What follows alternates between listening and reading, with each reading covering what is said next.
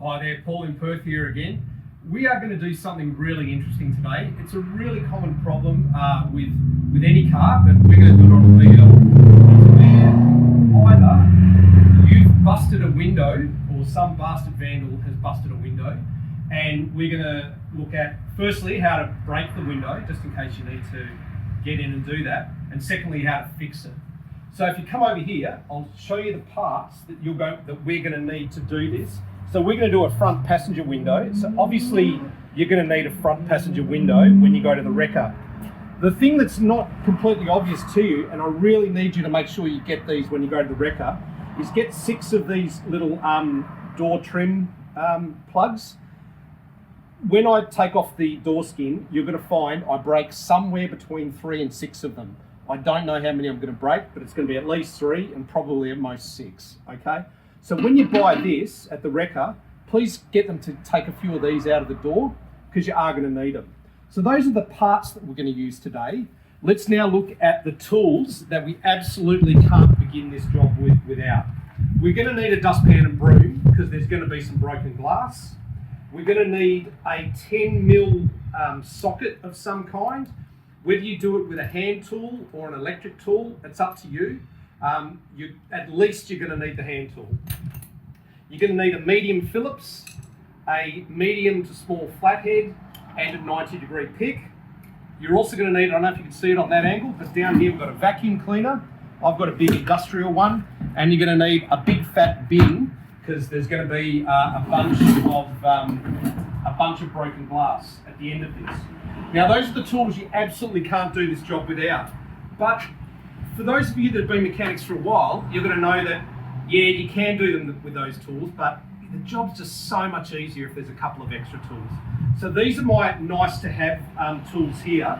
If you've got a trim removing tool, a set of vice grips, a set of gloves, I would have, but I don't have them, but a set of safety goggles would have been nice. Now, this one's a bit of quite an unusual one. This is an M6 by 1.0 die, and the reason is these bolts that hold on the bottom of that window are an M6 by 1.0, and just about every time I've ever pulled them out of a BL, they've got a bit of rust or contamination or just rubbish on the bottom of them, and it's nice to be able to re-thread them by putting them in the die. Okay, nice to have. The other thing you're going to need, I should have said this as a must-have. You're either going to need the key and the car working because you're going to have to raise the window up and down, or failing that, you're going to need a harness to do it and a 12-volt source of power. So I'm using the Thunder Pack that I use as a jump starter. This is really nice. I'll do it both ways just to show you how this system works. So those are the nice to haves. Now, only if you're going to be breaking into your car, you're going to need a hammer and a center punch. Now, I know the natural instinct is to just try and whack it in the middle of the window pane. That's actually where the window has the most flex. The part of the window where it has the least flex is the corners. So if I want to break this window, and let's do it, is pick a corner, put the center punch right in the corner, and just give it, you won't have to give it a very hard tap. Do you want to come in a bit closer on this? I'm not going to give it that hard of a tap, but it's going to shatter. Okay, so I haven't made a big song dance about it, and I haven't had to, really wind up. You might have noticed I was only tapping it ever, just slightly harder each time, and we've broken the window, so there it is. So now the next step is the first stage of the mass glass removal. It's not going to be that interesting for you. So what I'm going to do is probably, in my case, I'm going to push it out and into the bin. What we'll do though is we'll take a break. It'll only be 3 or 4 minutes. I just don't want to bore you with it. But basically this bit is major glass removal. See you after the break. Okay, it's only about 30 seconds since I last left. I've decided to cut back just to talk about glass and why this particular job has turned out really easy. The reason is because it's been tinted and because I broke it sort of elegantly in a corner, I've actually been able to lift it out in one section. So that's another reason that you want to break it just nice and gently in one corner. Had I busted it in the middle, it might have gone into a million pieces. So that's, yeah, one of the advantages of breaking the metal elegantly, but also of a window that's got tinting on it. The other thing that my camera person just mentioned to me is, wow, that window smashed all at once. And yeah, it does. The side windows are a type of glass called tempered glass, and that means when they break, the entire thing breaks. Back windows are the same, so all of the side of the back windows are the same. Windscreens, completely different type of glass. They're called safety glass, and they're also laminated. And what laminated means is your windscreen is actually two sheets of glass with a sheet of sort of polyurethane, I think it is, plastic in between. So it's actually glass, plastic, glass. And instead of shattering all at once, your windscreen will break the minimum amount that it needs. That's why you'll see those waving cracks that grow over time, or a little tiny stone chip. Whereas a side window or a back window, when they go, they absolutely go. Okay, so now we've got the bulk of the glass gone, and now we're into the finer cleanup bit. The first thing, you've got to think top down because you're dealing with gravity here. So grab your medium flathead and run it through the channel where the pane was running, and in particular in the corners, you can see, if I do this one, you'll see that the glass will tend to have got stuck in the corners. So obviously to successfully put a new pane in there, we've got to clear out that channel. So starting from the top down, work your way through and get that glass out. If it helps you, you can even peel the rubber out. So just to show you that, you can peel the rubber out and get right into it. If that helps you, you can do that. I don't want to do it all the way because once I'm down below the sill level, it gets a bit annoying. Alright.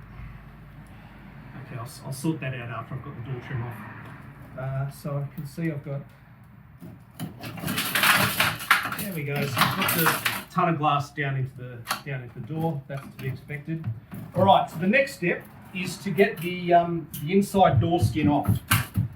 So the way to do that, start up here with the door latch. So holding that out, I'm putting my flathead in behind the back plate there.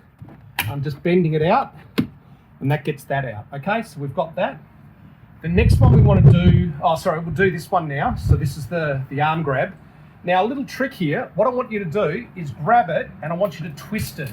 And by twisting it, you'll find that you create a little gap just there on that top corner. Okay, so I've twisted it, I've created a gap, and I've put a flathead, I've got the flathead under it, and you'll find that you can then lever that off.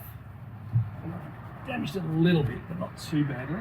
You can get that off. Okay, so we've now got that off. The next one is this, which is the window control. You can either get it off now or after you've got the door skin off. I normally just check and see. Okay, so I've got under that one easily. You don't always get under them easily. That one's come off really easily. If I hadn't, I actually could have left it on, and once the door skin was off, all I would have needed to have done was disconnect that electric connector, and I could have kept going. Anyway, so it's 1, 2, 3 things that have had to come off there.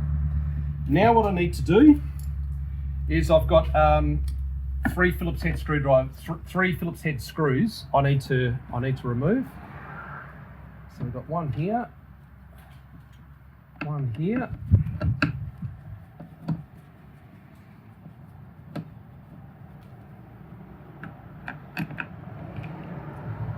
the last one's down here. See that one there? Okay, it's a magnetic screwdriver, so there we go. Okay, Now what I need to do is remove the skin. So what you'll find is up against the A pillar, there's a little bit of the door skin you can get your fingers behind, and there's not really on the other side. So what I do is I grab firmly there, I grab firmly here, and I'm going to yank back towards myself, okay? And it's popped off. Now once it's popped, it needs to go up and back. And the up bit is to get it off the top sill lining there, and the back part is to pull it back and off, okay? You'll see I'm still connected via the, so if you shoot through there, you can see that I'm still connected through the door opening mechanism. I've got two choices. I can either pop these off the mechanism, or, and I'll do it the second way, or you can do that and pop the mechanism through. And if you wanted, you could screw that back up if you want to do some work with the with that off. Okay, so that's our skin is now off, and now we're looking at the door proper. So the key to understanding the way the window is fixed is these two portal holes here. So if I just pop these off for you, I'll show you what's going on behind them. Okay, so that's those two off. Now I'll just put the key in the ignition, and I'm going to bring the window, or what's left, I'm going to the window reg, because the window's gone. I'm going to bring the window reg down, and you're going to start to see the mounting bolts through those holes. So let me turn the ignition on. All right, I'll plug this back in.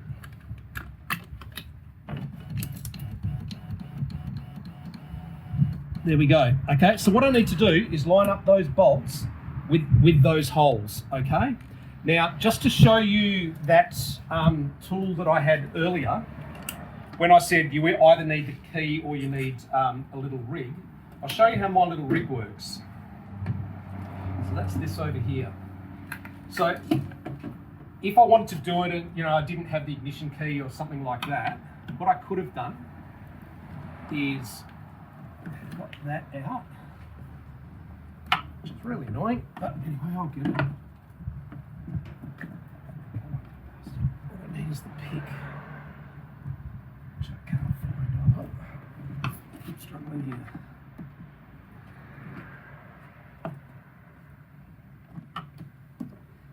There's unfortunately a little, the press tab is on the back side, which is really hard to get to. There you go. Now, just to show you what this little harness I've made up is, I've wrecked a ton of these BLs. I also used to wreck a bunch of DE Mazda 2s. And as it turns out, the BL and the DE are identical in how this part works. So what this here is that run back to there that I've unpicked. And what I've also done is I've removed the tang so that I can just slip this in and out without having that annoying thing that I just had there where I had to try and get the flathead in.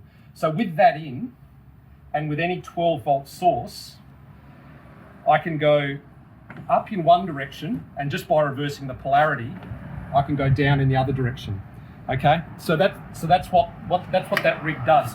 If you're going to do a heap of these because you're a Windows specialist or you're a wrecker or whatever, make yourself up one of these harnesses. It certainly works on the BL and the DE.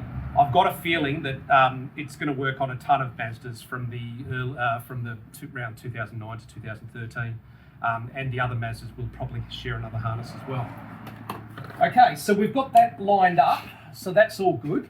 So now what we need to do is get this inner skin off, and that's where we need a 10 mil. Now, if you take nothing else away from this video, take this away. Do not remove that one, or these three on the reg, okay?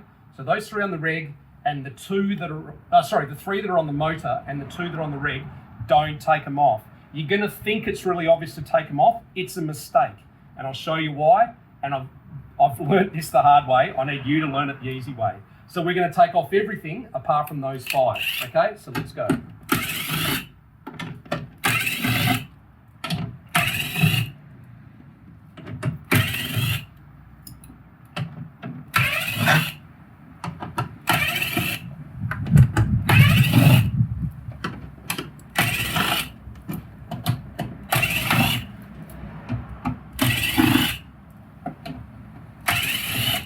Okay, so we've got all the screws off. Now, there is this different type of stud here. I guess they do it because it just helps them in the factory to put the skins on. So there is actually a pop stud at the top. And I make it the last one I take off. It also ends up being the first one you put back on. So I'm guessing they use these in the factory as a means of building it quickly. It certainly does help when you're rebuilding it. And lastly, but not leastly, we need to disconnect the door lock actuator. Okay, now it doesn't look like it, but this is actually ready to be peeled off. And you're gonna see very soon why you don't want to touch those 5 bolts, okay? So slip a flathead in under the skin and peel it off, okay? Just peel it off, and notice it won't come straight out because the reg is taller than the skin. So I've had to bend it down and out. And now that I've done that, you'll see why I didn't want you to undo those 5 bolts, because I don't want that reg to move and I don't want the motor to move. I want that all left in. If you remove them from this side, it adds about, I don't know, 15, 20 minutes to the job, because you've got to fiddle around with it when you're putting it back together. It's a pain in the ass. You actually don't even have to remove it. Okay, so you'll see there's the bottom of the old window, and there's my 10mm bolts on the other side. So I need to get those out, and it's all crunchy and busted up, which is why I've got my vice grips. So what I'm going to do is I'm going to, on one side, grab, I better wind it right out, hang on a sec. I'm going to grab that, and then on the other side, I'm going to, now you won't be able to see it, but all I'm doing is just putting the 10mm on that 10mm bolt and turning it. Okay, and I've actually got it to come out. Now, oh wow, okay, that's really rare. This bolt is actually in very good condition.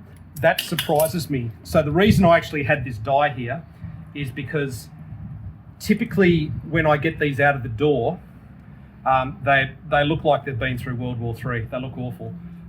That one is actually almost pristine. I can feel that a little bit of corrosion came off that, but almost nothing. So that's lovely. That means this car's probably been garaged for most of its life, which is lovely. So now I'm going to remove the other one. So there's my vice grips on there.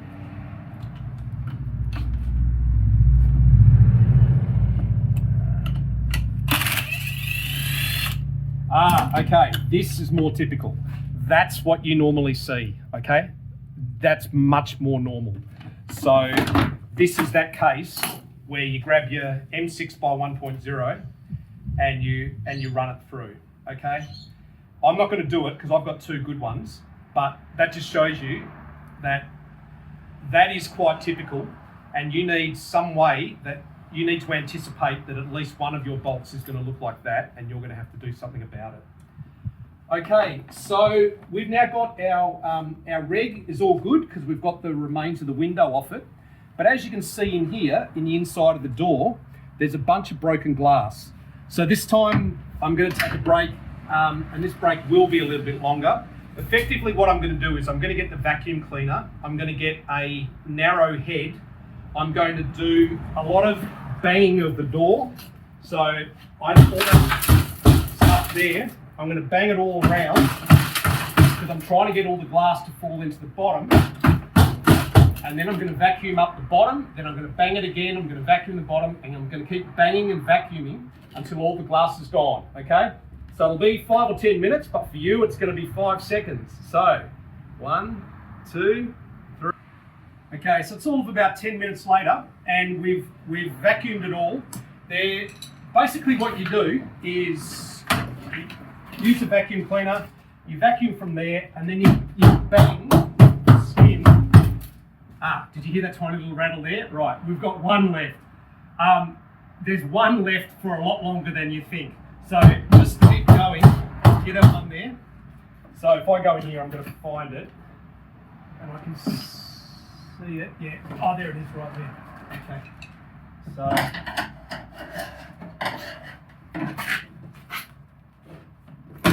So there it is. That was the last piece. right there. Yep. So we've got it all. As a tip for you, you can use a flathead screwdriver and flick things that way and then vacuum them. If you flick them this way, there's actually a little rain drain hole just here. So if you find you end up with glass in this part of your door, and you will, then what you do is with your flathead screwdriver from there, you push it so it's over this hole, and then you just keep banging it, and you'll find that the little pieces of glass fall out there. Okay? So that's how that goes. All right, so the next stage is, actually I should have done this before. I'll just get that sorted out because I pulled that off before, and I need that to all be lined up for the next stage. Okay. Now the next stage is to put the internal skin back on. So just one more bit of glass here. There we go. That's it. Okay. So now to get this back on, now remember the reg sits higher than the skin. So you'll need to feed the reg up under the skin. And remember I said the this locating pin was the last one to come off and it's the first one to go back on. So just to get it to everything to hold in the right place, pop that in and pop it. So as you saw, last one off, first one back on, okay? So that's now all hanging in the right spot. And now I'm going to go around and put all of these bolts back in. And yeah, just for the sake of the video, I'll just put a few in, just so that so that I've got it held on, but B, so that I'm not boring you with doing something that I'm confident that you know how to do. Okay, so I would in reality do all of the rest. The next stage is to put the window in. So here's my window. What I need to do is feed it through the aperture. So if I feed it through there, and what I need to do is I need to make it line up on those holes there. So can you see there?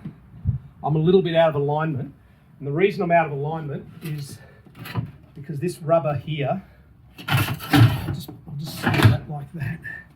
That piece of rubber that I pulled out in the very early part of the video, I haven't actually reinstalled it correctly, and it's sitting proud. So I just need to fix that up.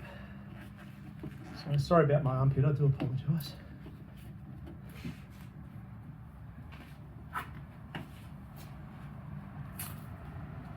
All right, there we go. So that's now right. So if I feed. So what I've done, just so that you're clear, on this back edge, yeah, shoot from over there. On this back edge, I've made sure that I'm correctly sitting in that line, and that I'm in the correct groove on this side. I'm also in the correct groove there. And you might have noticed one of the very first things I did was to clear the glass out of there. If I hadn't cleared the glass out of there, I would now be hearing a crunching sound because I would be grating broken bits of glass up and down in the runners. So now I'm going to gently bring it down. If you come back to that camera position you were in before, if I've done it right, and I have, you'll see that those have lined up, or within a millimetre of lining up with that. So what I'm going to do is rest on there, grab one of those bolts. Thank you very much, very helpful cameraman. And I'm going to just gently get it started in there. What I need for that is a hand tool. So I've got my hand tool 10. And a little trick with this, I don't have it at the moment, but if you put a bit of blue tack in the end, because the danger here is I'm going to drop it. If you put a bit of blue tack in the end, you get rid of the danger of dropping it.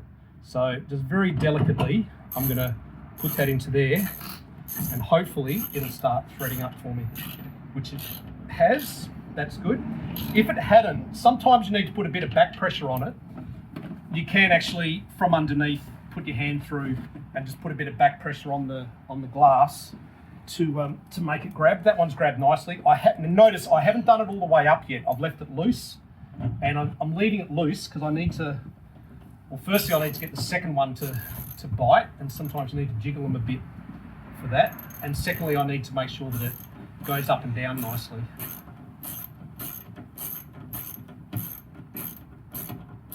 Okay, so they're on, but they're not tight.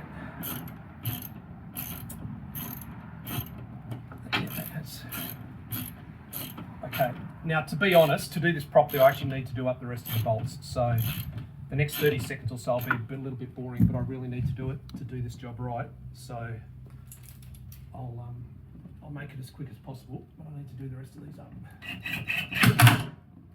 And bear in mind, I'm using a torque wrench here. I've got it on the lowest setting, and I'm not hammering till the end. If I did, I'd probably break the heads off these. So be really gentle when you're using a high-powered torque tool when you do this, that you don't overdo it. And safest of all would be to actually not run them even all the way in, leave them a little bit proud, and finish them up with a hand tool. So we might as well do that as well.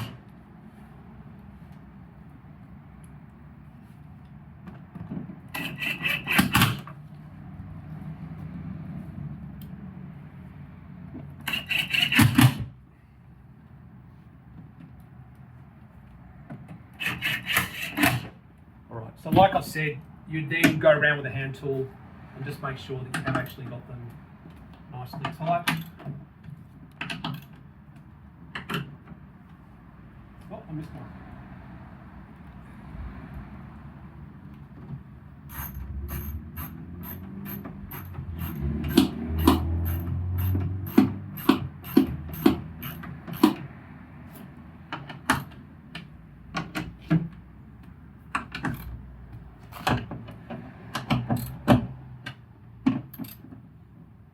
Okay, that's good.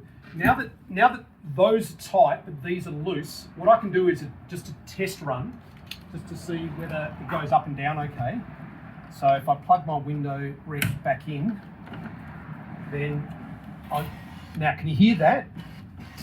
That I've left there's a little bit of glass in one of the runners. Did you hear it then fall out? You recognise the sounds after a while, so you obviously know what a window sounds like going up and down. It's a scraping sound, and you can hear it, and there's no scraping sound now, and you've heard that little bit of glass fall out. So it's going up evenly, it's getting to the top evenly, and it's locking correctly. That tells me that the alignment of the window this way is correct. So what I'm going to do now is lower it back down until I can see those two bolts, and I'm going to tighten them up because they are correctly aligned. So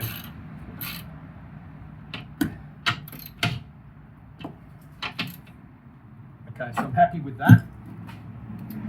Cover up my those ports there.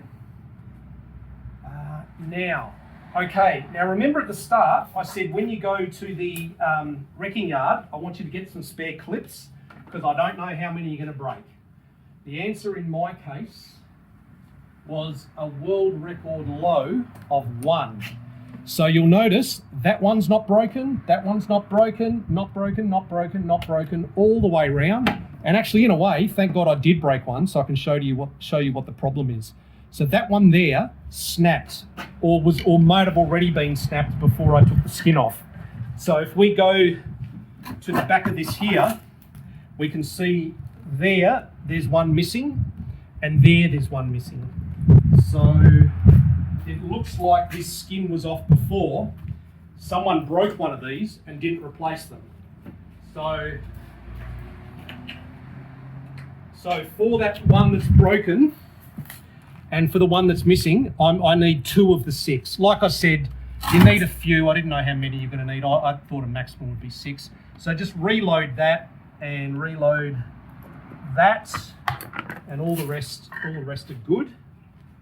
And I think we're ready to put the skin back on. I think we are. Let me just have a think. Yeah, look, apart from the fact that there's maybe 3 little bits of broken glass in the bottom of the door, which I'm not going to worry about, we actually are ready. So I'll disconnect that. I'll run this back through the hole from whence it came.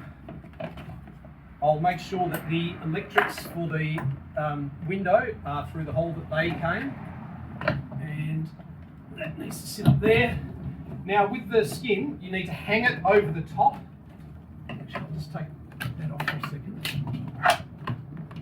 So hang it over the top. It should click down evenly. There you go. So that door handle is now in place. And if you've done it right, one of the, okay, that one's now fallen out. I'm not going to bother because it's only one, but they sometimes fall out. So really I should pull it off and put it back on. I'm not going to. When you've got it lined up, you'll know that you've got it lined up because when you punch it, all of these will click into the hole. So I know that that's in the correct position because they all clicked in, okay? As it turns out, I had to take off this little trim to do that, so I'll just put this trim back on.